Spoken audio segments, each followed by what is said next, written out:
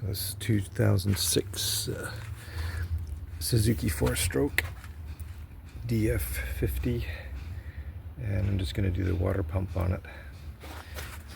So it's just going to take this nut off, but apparently these Suzuki nuts are only finger tight. Amazing. So I'll take the prop off, and I'm just learning to do this myself the first time. So there's 6 bolts underneath the cavitation plate there, and I think there's one underneath here somewhere too, which I'll tilt it back up and take a look at in a second. And like everything, this guy's really maintained his machinery well. So I mean, I don't even have to have a puller or anything. So if you're wondering how this comes out, there's the washer, and then this brass piece. That's how it goes together. This thing just fell apart. Literally didn't even need tools except for to get the cotter pin out.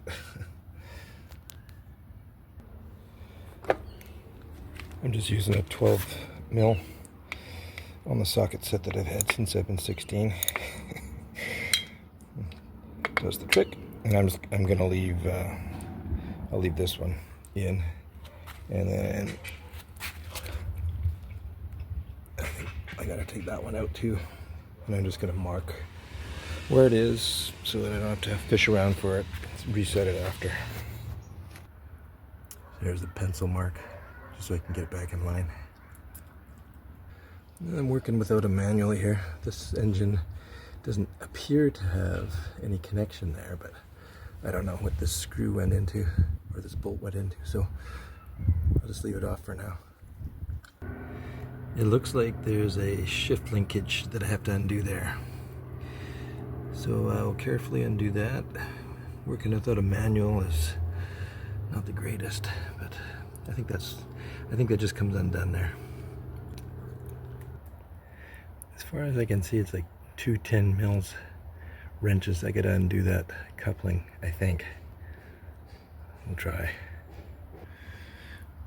So I'm just holding the skeg while I undo that upper nut, and it seems to be backing off fairly well now, so I think that's the key. Just keep backing it off. Hold the skeg though so that it doesn't fall on the ground, because I don't know if that's what's holding it up right now. And also, I gotta undo this bonding strap here, so don't forget to do that. Yeah, so that was the trick. That coupler, hopefully I can find where it went to. Jeez. I think it's just up there, so I'll have to feel around for it. Anyways, that came off the shaft there, and then the whole unit just slipped right out. You can see there's the water pipe that just goes back in there when you align it, and then there's the linkage that we were just playing around with here. I think I felt it shift. It doesn't seem like yeah, it's in gear now, so I put it in gear, but I'm not going to mess around with it. I'll just hopefully be able to adjust it when I get things all back. So now I'm going to take it in the shop where I can clean it up and get access to the impeller here. Okay, so there's no need to take this trim tab off. It had absolutely nothing to do with fastening the lower unit onto the engine there. This is the coupling, and so now I'm going to go into the shop and take that pump apart. I'll try and get these drive shaft and the linkage there for the shift as clean as I can before I start taking everything apart. Yeah, sort of cleaned up a little bit. Now I'm going to just take a 10 mil socket and pull out those 4 nuts off and take the pump housing off. And once you got those off, Just stick your screwdriver gently on the edge here. I like I'd be able to do it with one hand, but I have to go to a smaller screwdriver. Just pry a little bit on one side, pry a little bit on the other, and that housing should break free of that gasket underneath. Yeah, it didn't take much to get that off. And then this is your impeller. That might be a little bit harder to get off. It's got to watch with that there's a woodruff key that goes in rounded side inwards, and that picks up a groove on the inside of the impeller, stops it from turning relative to the shaft. So you don't want to lose that. So just keep track of it. It's those mineral deposits that were on the shaft that I was cleaning off, making it a bit difficult to get this off, but you can see right on the top there, that's that woodruff key that I was talking about. So I just put a little WD-40 on there, and I'm sure that'll bring it off. I'm just prying gently, turning it to pry a little bit just to get it over that corrosion or the mineral deposit. So there's what it looks like. It's not bad at all. It could have been left in there. I mean, this guy is hardly ever running this engine. It's a 2006 engine, and it's only got 230 hours on it. So it doesn't see much use. This is on a sailboat, by the way. That's what the new one looks like. So it comes in a little kit. Interested in the part number? There it is. And so I just got to take that base plate off and the gasket that's underneath it, and then clean everything up, and then put these new ones on. So you can just use a thin edge. I'm using my grandfather's old knife that he made out of a bandsaw blade about, I don't know, in the 20s, probably 100 years ago. So that just lifts this off. Now you can get the gasket and stuff off. So I'll do that with two hands. And it appears that that gasket just goes on dry. I don't see any trace of any kind of sealant or anything on there. So there's the two base plates. There's a little bit of wear on this one. Not sure how much of this is actually just from the impeller, but I'll keep the old one and put the new one on. So I'm just going to take all this stuff apart, all the gasket off now, and clean up the surface. So I got that surface all cleaned up. I just used a little bit of a piece of Scotch-Brite. Sort of went over everything around the studs. So it's pretty spotless. Now I'm going to put this gasket down. Put that over top of the... Make sure you pay attention to how it comes, how it goes on, how it came off. Yeah, like that. And then the base plate goes over top of that in the same way. And I'm just putting them on dry because, as I say, I don't see any evidence. The only evidence I could see maybe a little bit stickier around the studs, but that's probably just because that's where all the pressure was applied when the nuts were torqued down. So I think this just goes on dry. It would be a lot harder for me to get it cleaned up otherwise. So now I'm going to put the impeller on, and I'll just stop while I get that set to go. It's a lot smaller pump housing than I've seen before. But I was working on a really old Johnson. But this nice, it's a little rough on the sides here, so I'm going to take that Scotch-Brite pad and just take the residue off from the old impeller, because I think it's just stuck on, adhered to the metal.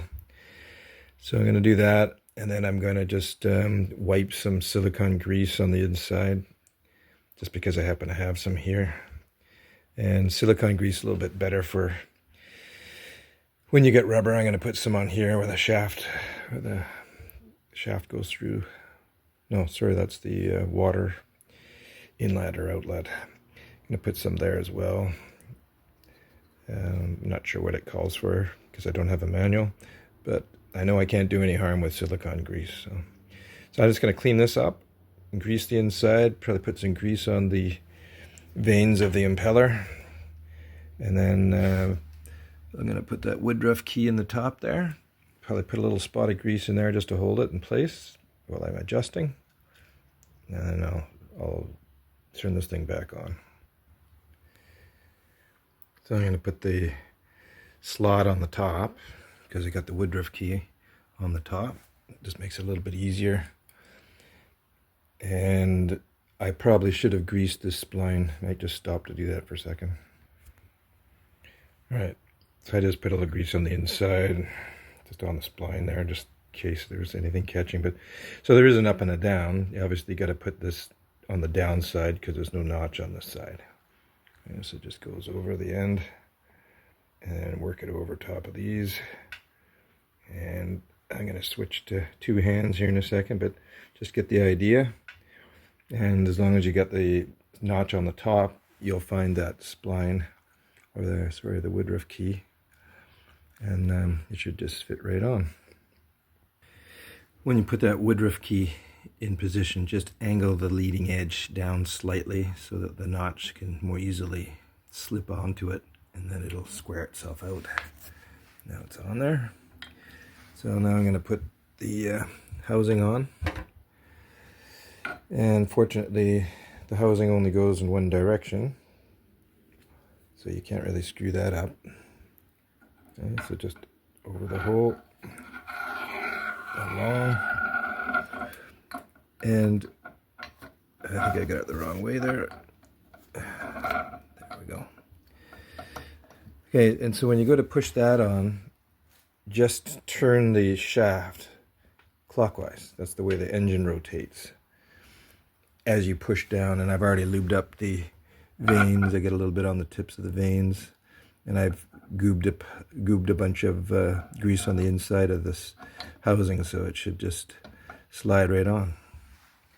And if I had a camera stand, I would show you, but all I'm going to do is push down gently as I turn the drive shaft clockwise.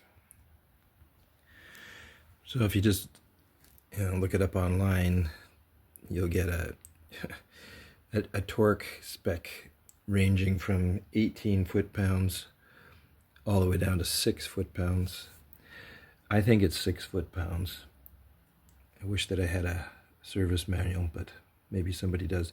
But when I looked at the forums just to double check, that's what the general recommendation was. So I think we'll do that. And you just do it, crisscross, one here, one here, one here, one here. Just gradually work your way up until you get it to 6 foot-pounds. And then just lever. Make sure you get your lock washers on there too. You don't want those things vibrating. There's nuts vibrating off. Okay, I'll do that.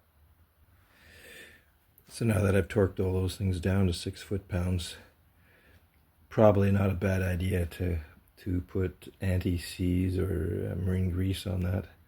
I had a little bit of the silicone grease on there, but I'm always afraid to put grease on threads when you're torquing it, because I know it throws the torque specs out, and I don't want to over torque it. But I guess when they're not very high torque specs, it's not going to hurt anything to put a little bit on.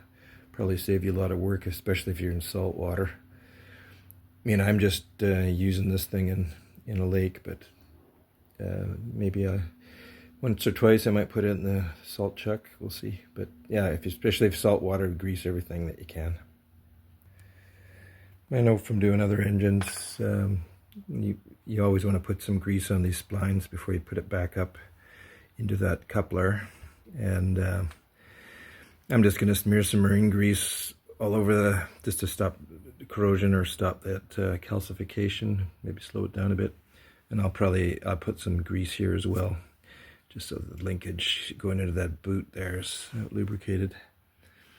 But other than that, I'm going to do that, and then I'm going to stick it back on.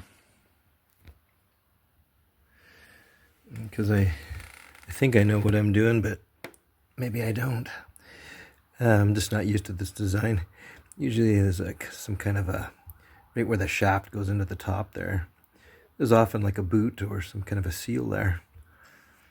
But on this one, it just seems to be open. It was all, there was calcium deposits all the way down to the, over that kind of rough machining that's on there.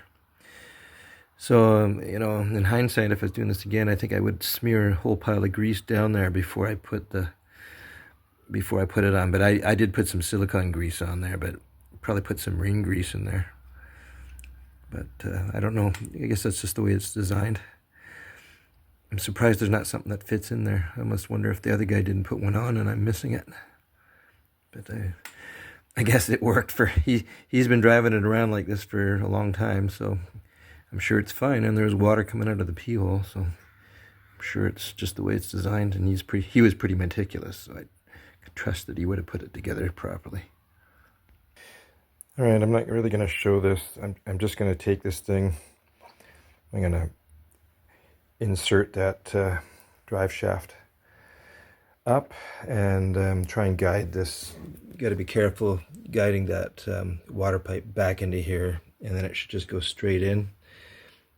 I'm going to have to thread that little coupler back on the receiving side, the engine side, just by a couple of threads, so that it's in place before I do that, I guess. This will save you a few minutes trying to fish this thing back up. The sides are not the same diameter and thread. So there's one that goes specifically, one side goes specifically on this side of the coupler, and the larger one goes on the engine side. So I was trying for about 5 minutes to get the thing started, and I couldn't get it started. And just use this, and you can go right up through the hole and get access to it, and you can just look up and see it much easier than trying to do it with your fingers. Well, Mickey Mousing around here with that coupler. One side's reverse threaded. That's why it won't fit on here. It's not that it's bigger or different thread, it's reverse threaded. So I was having a hell of a time getting it on the engine side until I thought about that, and reverse thread goes right on, no problem at all.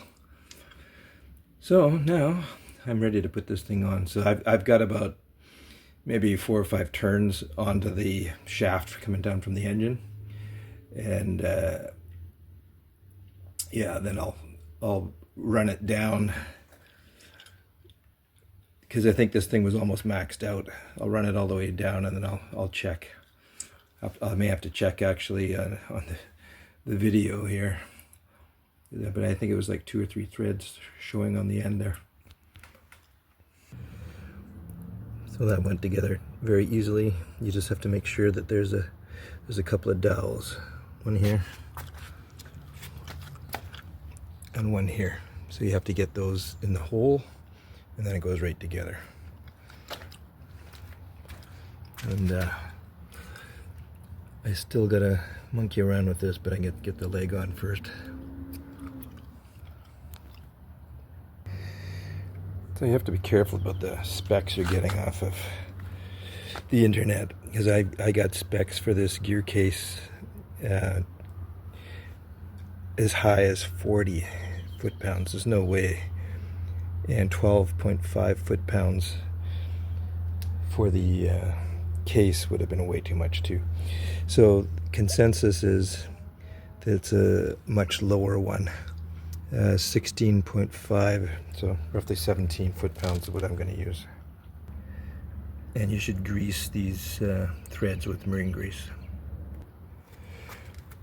I didn't record it, but I also have run some grease along where the mating surfaces of these two pieces where they come together, just in case there's some corrosion, because it does get a bit of stuff in there. So it's a good idea just to put a little bit of grease in there too, just to stop that corrosion from welding the two together.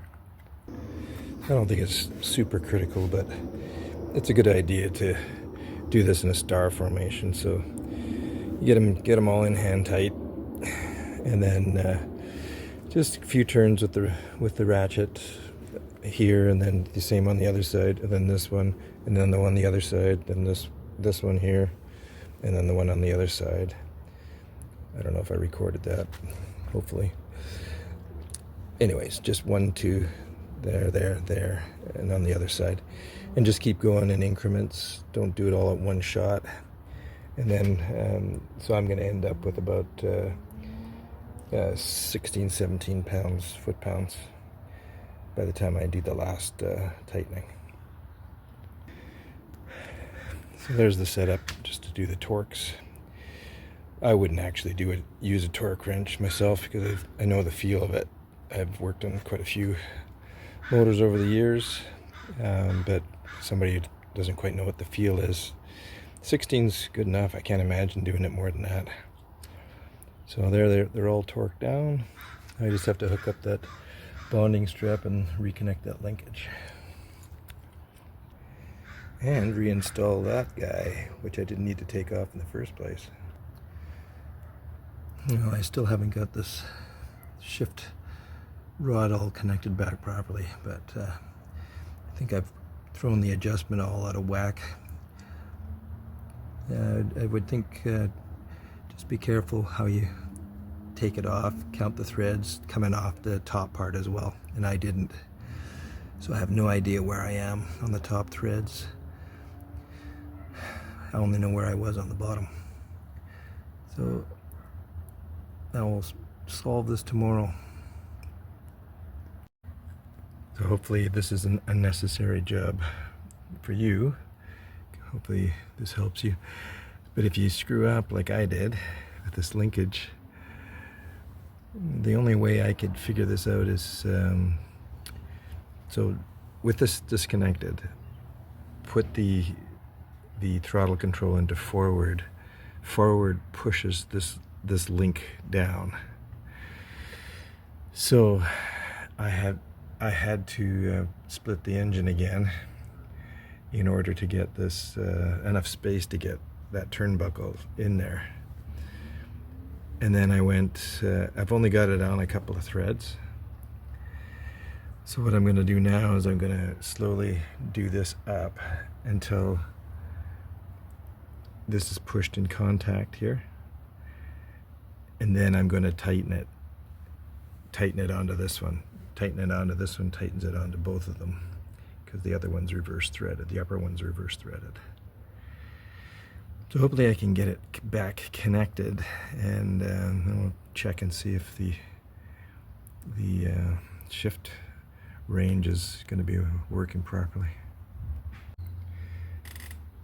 So the engine's pretty much snugged up to where it's going to be, and then I put it in forward just a little bit, just so I could get this thing to touch, and now I'm on there and it's tightening.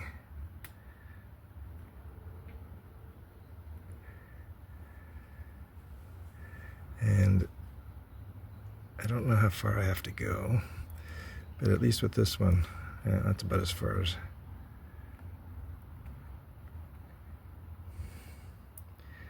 Yeah. So I'm within range anyways. I've got probably about a good, at least 1/4 of an inch into that thing now. I think I had it all the way here. I think that's where it was when I first started, so I may have a bit more to go, but I'm just gonna try and adjust it back and forth and see where I am. So on mine, all I did was move this thing back a little bit, split the case away here, and then get that on reverse thread a little bit onto the upper rod, and I just put it on by about 2 threads. Then I slowly moved this thing up. I think I put it back in neutral, because if it's forward it pushes this down, so neutral, bring it back up a little bit, give you a bit more clearance. And then I just kept pushing the leg back up until I close that gap. And then once I was in neutral, I just pushed it. I just ticked it into neutral, so it was just touching, and then I tightened it on. And this is the wrong one, but the brass one. And I just did it till it stopped turning. So I ran the full threads, and that seems to be the position. So now I just gotta put this guy. So we're in neutral now, and then I'm gonna put it in forward, just so I can get the link down and be able to get the wrench on it and tighten it. So that's just put it into forward. Now I can see both sides, so I can tighten that thing up. Just put a wrench on this one, tighten this nut into it so it doesn't move. And you can see that I'm now in gear, so this thing's no longer in neutral. So, unnecessary job, but it was a new one to me. I hadn't used a turnbuckle as a connection before, so hopefully you can learn from my mistakes. I'm going to grease the threads and the splines on the prop shaft before we put everything back together. Just wiggle that hub back and forth to make sure it's set. It goes in some kind of indentation there, so make sure it's down, wiggle it back and forth. And just thread the brass nut on. And then I'm going to put it down, and the torque on this is 40 foot-pounds, I believe. That's what I'm going to do it at. And I'm going to put it down, and I'm just going to put my foot against the prop and use a torque wrench. And I know from doing my other boat that that's about as much torque as I can get on it anyways, about 40. So it's a 27 mil, which I think is 1 1/16 socket. And make sure you got her in neutral. You don't want to be torquing against the linkage inside. And I'm going to lay on the ground, put my feet against it with a board, and give her, and hopefully I get it to click at 40. It's a little harder on this one than my other engine, but we'll see. So I just got a chair laying down on the ground, so I'm sitting on the back of the chair. My back's against the bum rest, and I just got this board against the upper part of almost at the hub, and won't be able to do it with one hand to click it again, but I was pulling the engine towards me with my left hand, and with my right hand lifting her up, and I was able to get it to click at 40. So you can do that without any kind of special prop braces, or I guess they have some mechanism to hold it, but I don't have one. I do have an impact gun, but I just don't want to use it on this thing. I think it might torque it down too much. So luckily the hole's lined up with a pin. So just a stainless steel pin in there. Don't put a steel one in. I thought the steel one was looking like it was pretty rough shape, almost rusted through. Easy, and it would just broke very easily. So, and these stainless steel ones are expensive, but much better. If you're not familiar with Suzuki's like me, I just thought I'd share this out of the manual, because I almost screwed this up last year when I was winterizing the engine. If you're running it on the muffs, or if you're using the flush attachment, which you can get from the dealer, you have to put a piece of tape over an additional water intake that's just ahead of that trim tab. It's a piece of duct tape. If you don't do that, the water will drop out of that hole as fast as you can put it in, and you'll starve your water pump, and you won't get enough water up to the head. You might end up doing damage to your engine. So that might be different than what you're used to. I don't know what Mercs or other motors do, but that was a new one for me, so I just thought I'd share that.